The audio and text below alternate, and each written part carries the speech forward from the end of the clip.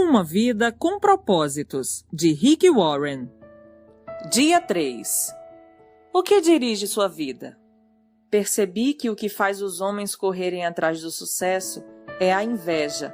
Eclesiastes capítulo 4, versículo 4. O homem sem propósitos é como um barco sem leme, um vira-lata, um nada, um ninguém. Thomas Carlyle. A vida de todo indivíduo é dirigida por algo. A maioria dos dicionários define o verbo dirigir como guiar, controlar, direcionar.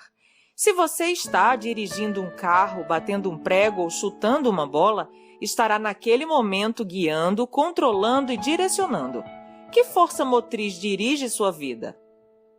Neste exato momento, é possível que um problema, uma urgência ou o fim de um prazo determinado estejam dirigindo você. É possível que uma lembrança dolorosa, um temor ou uma crença inconsciente também o estejam dirigindo. Centenas de circunstâncias, valores e emoções podem dirigir sua vida. Eis aqui 5 dos mais comuns. Primeiro, muitos são dirigidos pela culpa. Algumas pessoas passam a vida inteira fugindo do remorso e ocultando a vergonha. Dirigidas pela culpa, são manipuladas pelas lembranças, permitem que o passado controle o futuro e frequentemente punem a si mesmas, sabotando o próprio sucesso. Quando Caim pecou, sua culpa afastou-o da presença de Deus, que disse: "Você será um fugitivo errante pelo mundo." Gênesis capítulo 4, versículo 12b. Esse quadro descreve a maioria das pessoas hoje em dia: andar pela vida sem propósito. Somos produto de nosso passado, mas não precisamos ser prisioneiros dele. O propósito de Deus não é restringido por nosso passado. Ele tornou um assassino chamado Moisés num líder e um covarde chamado Gideão num corajoso herói. E também pode fazer coisas maravilhosas com o restante de sua vida. Deus é especialista em dar às pessoas um novo começo. A Bíblia diz: "Como é feliz o homem que tem suas desobediências perdoadas e seus pecados cobertos." Salmos, capítulo 32, versículo 1. Segundo, muitos são dirigidos pelo ressentimento e pela raiva. Algumas pessoas apegam-se a mágoas sem jamais superá-las. Em vez de aliviar a dor por meio do perdão, revivem-na continuamente em pensamento. Quando dirigidas pelo ressentimento, calam-se e interiorizam a raiva, enquanto outras se irritam e agridem outros. Ambas as reações são nocivas e inúteis. O ressentimento sempre machuca mais o ofendido que a pessoa que o ofendeu.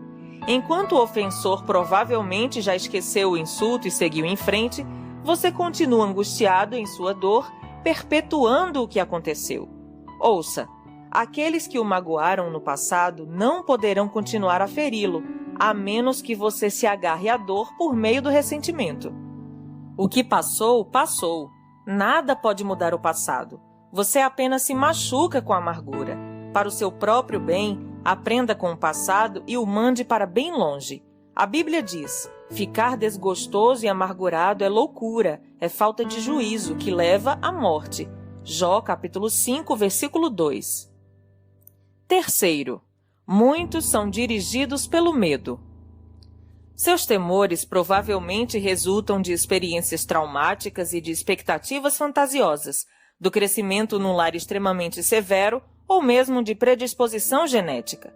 Independentemente do que tenha causado tal situação, pessoas dirigidas pelo medo com frequência perdem grandes oportunidades por terem medo de correr riscos. Em vez disso, comportam-se de maneira cautelosa, evitando arriscar-se. O medo é o encarceramento voluntário, que o impedirá de se tornar no que Deus pretende que você seja. Você deve agir contra isso, com as armas da fé e do amor. A Bíblia diz: "No amor não há espaço para o medo. O amor amadurecido expulsa o medo." Considerando que o medo causa uma vida vacilante e cheia de temores, medo da morte, medo do julgamento, podemos dizer que quem tem medo não está completamente aperfeiçoado no amor. 1 João, capítulo 4, versículo 18. Quarto, muitos são dirigidos pelo materialismo. O desejo de adquirir é o único objetivo na vida de algumas pessoas. O impulso de sempre querer mais se baseia na concepção equivocada de que possuir mais me tornará mais feliz, mais importante e mais protegido. Contudo, são 3 expectativas falsas. Os bens materiais trazem felicidade apenas temporária. A situação de constante tranquilidade acaba gerando tédio e então passamos a desejar novidades, coisas maiores e melhores. Também é um mito a concepção de que quanto mais bens adquirir, mais importante serei. Autoestima e riquezas materiais não são sinônimos. Nosso valor não é determinado por nossas posses e Deus deixa claro que as coisas mais valiosas da vida não são os bens materiais. O mito mais comum a respeito do dinheiro é o de que quanto mais dinheiro se tem, mais protegido se está. Isso não é verdade. Riquezas podem ser perdidas num piscar de olhos por uma quantidade considerável de fatores que fogem do nosso controle. A verdadeira segurança só pode ser encontrada naquilo que jamais poderá ser tomado de você, seu relacionamento com Deus. Quinto, muitos são dirigidos pela necessidade de aprovação. Algumas pessoas permitem que expectativas alheias de pais, cônjuge, filhos, professores ou amigos controlem sua vida. Muitos adultos ainda tentam ganhar a aprovação de pais que nunca estão satisfeitos. Outros são dirigidos pela pressão social do grupo a que pertencem, sempre preocupados com o que os outros podem pensar. Infelizmente, os que seguem a multidão quase sempre acabam perdidos nela. Não conheço todas as chaves do sucesso, mas uma chave para o fracasso é tentar satisfazer a todos. Ser controlado pela opinião dos outros é uma forma segura de jamais atingir os propósitos de Deus para a sua vida. Jesus disse: ninguém pode servir a 2 senhores. Mateus capítulo 6, versículo 24. Outras influências ainda podem dirigir sua vida, mas todas levam ao mesmo impasse. Potencial não aproveitado, estresse desnecessário e uma vida não realizada. Esta jornada de 40 dias mostrará como ter uma vida dirigida por propósitos, uma vida guiada, controlada e direcionada pelos propósitos de Deus. Nada é mais importante que conhecer os propósitos de Deus para a sua vida, e nada pode compensar o prejuízo de não os conhecer, nem o sucesso, nem as riquezas, nem a fama, nem os prazeres. Sem um propósito, a vida não passa de movimento sem sentido, uma atividade sem direção ou uma série de acontecimentos sem motivo.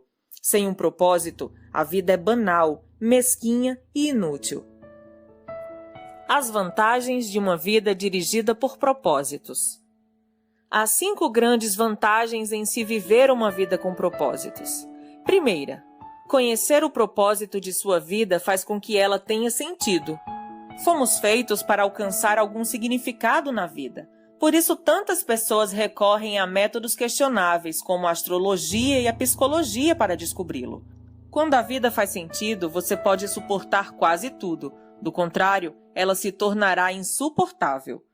Um jovem na casa de nos escreveu: sinto-me um fracassado, pois luto para me tornar algo que nem ao menos sei o que. Tudo o que sei fazer é sobreviver. Se um dia eu descobrir meu propósito, aí sim começarei a viver. Sem Deus, a vida não tem propósito. Sem um propósito, a vida não faz sentido. Sem um sentido, a vida não tem relevância nem esperança. Na Bíblia, diversas pessoas expressaram sua falta de esperança. Isaías queixou-se: tenho me afadigado sem qualquer propósito. Tenho gastado minha força em vão e para nada. Isaías capítulo 49, versículo 4a. Jó disse: meus dias são vazios e sem esperança. Jó capítulo 7, versículo 6. E detesto a vida, não quero mais viver. Deixa-me em paz, pois a minha vida não vale nada. Isso está em Jó capítulo 7, versículo 16. A maior de todas as tragédias não é a morte, mas a falta de propósitos na vida. A esperança é tão essencial para a vida quanto o ar e a água. É preciso esperança para lutar. O Dr. Bernie Siegel descobriu que poderia prever qual dos pacientes com câncer apresentaria melhoras ao perguntar: Você quer viver até os 100 anos de idade? Os que tinham profunda noção de propósito de vida respondiam que sim, e eram aqueles com maiores probabilidades de sobrevivência. A esperança é resultado de se ter um propósito. Se você tem se sentido sem esperança, não desista. Mudanças maravilhosas acontecerão em sua vida quando você começar a viver com propósitos. Deus diz: sei os planos que tenho para vocês, planos para o bem, não para lhes causar aflição. Eu lhes darei esperança e um futuro promissor. Jeremias, capítulo 29, versículo 11. Talvez você esteja com a sensação de estar enfrentando um problema insolúvel, mas a Bíblia diz: Deus é capaz de fazer muito mais do que nós jamais ousaríamos pedir ou mesmo imaginar, infinitamente além de nossas mais sublimes orações, anseios, pensamentos ou esperanças. Efésios capítulo 3, versículo 20. A segunda vantagem: conhecer seu propósito simplifica a vida. Ele define o que você faz e o que não faz. O propósito é o padrão pelo qual você avalia suas ações para saber as que são essenciais e as que não são. Basta perguntar: essa ação me ajudará a cumprir o propósito de Deus para a minha vida? Sem um propósito claro, ficamos sem alicerce para fundamentar as decisões, dividir o tempo e empregar os recursos. A tendência será tomar decisões com base nas circunstâncias, nas pressões do momento ou nas variações de humor. Quem não conhece seu propósito exagera nas atividades e isso causa estresse, fadiga e conflitos.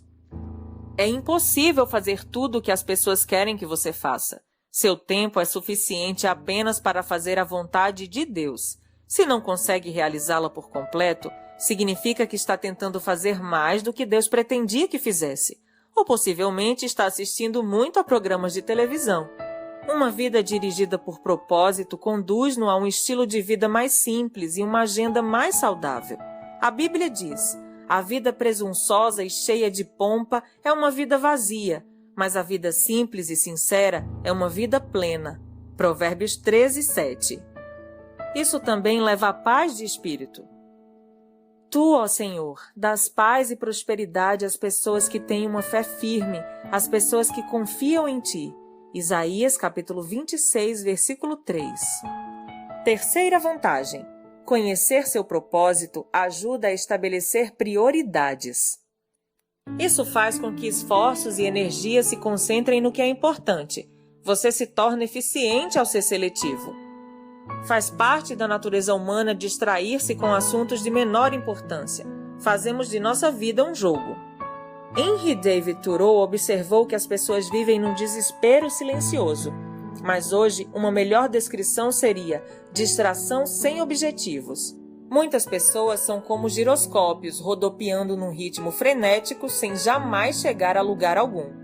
Sem um propósito definido, você ficará mudando de rumo, de emprego, de relacionamentos e de igreja, na esperança de que cada mudança seja definitiva ou preencha o vazio em seu coração. Você pensa: talvez seja diferente dessa vez. Mas isso não resolve o verdadeiro problema, que é a falta de foco e de propósito. A Bíblia diz: não se descuidem, tentem entender o que o Senhor quer de vocês. Efésios capítulo 5, versículo 17. A capacidade de concentração pode ser verificada na luz. A luz difusa tem um impacto e energia reduzidos, mas você pode concentrar o foco. Com uma lente de aumento, os raios do sol podem ser concentrados a ponto de atear fogo à grama ou a um pedaço de papel. Quando a convergência da luz é maior, como o raio laser, ela pode até cortar o aço. Não há nada tão poderoso quanto uma vida direcionada, isso é, vivida com um propósito. Os homens e as mulheres que mais influenciaram a história estavam concentrados numa direção. O apóstolo Paulo, por exemplo, difundiu o cristianismo no Império Romano praticamente sozinho. Seu segredo era uma vida direcionada. Ele disse: estou concentrando minhas energias unicamente nisto, esquecer o que já passou e avançar para o que está à minha frente. Filipenses capítulo 3, versículo 13. Se você quer que sua vida cause impacto, dê-lhe uma direção. Pare de andar em círculos. Pare de tentar fazer de tudo. Faça menos. Elimine até mesmo as boas atividades, concentrando-se apenas no que for mais importante. Jamais confunda atividade com produtividade. Você pode estar ocupado sem ter um propósito, mas para quê?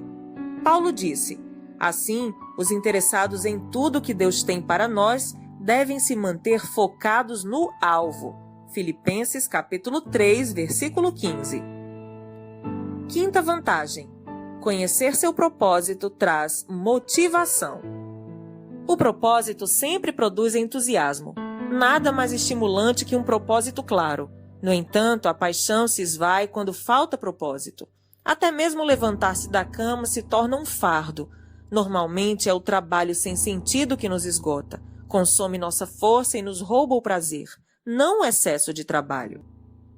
George Bernard Shaw escreveu: esta é a verdadeira alegria da vida, ser usado para um propósito reconhecido por você mesmo como grandioso, ser uma força da natureza em vez de um amontoado inconstante e egoísta de ressentimentos e lamentações, sempre reclamando que o mundo não se esforça para torná-lo feliz. Conhecer seu propósito irá prepará-lo para a eternidade. Muita gente passa a vida tentando criar um legado. Tais pessoas querem ser lembradas depois que partirem. Entretanto, o que em última análise mais importa não é o que os outros dizem sobre sua vida, mas o que Deus diz. O que as pessoas não percebem é que todas as realizações acabam sendo superadas, recordes são quebrados, reputações não subsistem e homenagens são esquecidas. Na faculdade, a meta de James Dobson era ser o campeão de tênis da instituição. Ele se sentiu orgulhoso quando viu sua taça exposta no local de destaque na sala de troféus da faculdade. Anos mais tarde, alguém lhe enviou o troféu pelo correio. Eles o haviam achado numa lata de lixo durante uma reforma na escola.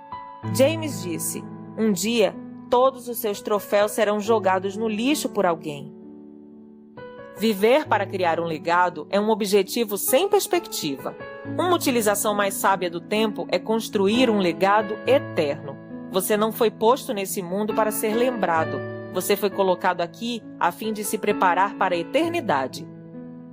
Chegará o dia em que você estará diante de Deus e Ele fará uma auditoria em sua vida, um exame final antes que você ingresse na eternidade. A Bíblia diz: lembrem-se, cada um de nós comparecerá diante do tribunal de Deus. Sim, cada um de nós terá de prestar contas de si mesmo a Deus. Romanos capítulo 14, versículos 10 e 12. Felizmente, Deus quer que passemos no teste, por isso nos deu as perguntas antecipadamente. Pela Bíblia, entendemos que Deus nos fará duas perguntas fundamentais. Primeira, o que você fez com meu filho, Jesus Cristo? Deus não irá perguntar sobre sua formação religiosa ou visão doutrinária. O único ponto importante será: você aceitou o que Jesus fez por você? Aprendeu a amá-lo e a confiar nele? Jesus disse: eu sou o caminho, a verdade e a vida. Ninguém vem ao Pai a não ser por mim. João capítulo 14, versículo 6. Segunda, o que você fez com o que eu lhe dei? Isto é, o que você fez com sua vida? Dádivas, talentos, oportunidades, energia, relacionamentos e recursos. Enfim, tudo que Deus deu a você. Gastou-os com você mesmo ou fez uso deles para os propósitos que Deus tinha para você? Prepará-lo para essas duas perguntas é o objetivo deste livro. A primeira irá determinar onde você passará a eternidade. A segunda determinará o que você fará na eternidade. Ao terminar esse livro, você estará pronto para responder a essas duas perguntas. Dia 3.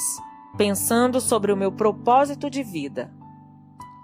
Tema para reflexão: viver com um propósito é o caminho para a paz. Versículo para memorizar: Tu, ó Senhor, dás paz e prosperidade às pessoas que têm uma fé firme, às pessoas que confiam em Ti. Isaías, capítulo 26, versículo